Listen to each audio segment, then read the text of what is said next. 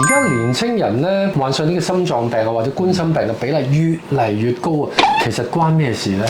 其實心臟病好大原因都係三高有關，而三高咧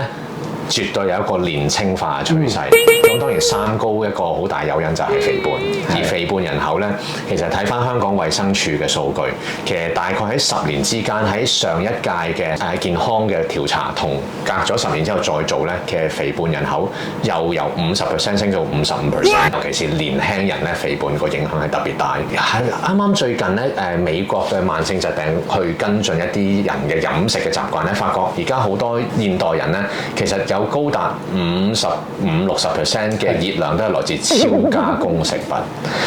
食物入邊無論係額外加嘅游離糖啦，一啲精製澱粉質啦，一啲高飽和脂肪啦，尤其是鹽分高啦，防腐劑啦，有好多嘢你要超加工你先可以擺得耐，先至個色香味俱全咁樣咧。其實呢個係導火線，越依賴食呢啲超加工食物，越嚟越偏離一啲天然嘅飲食啊、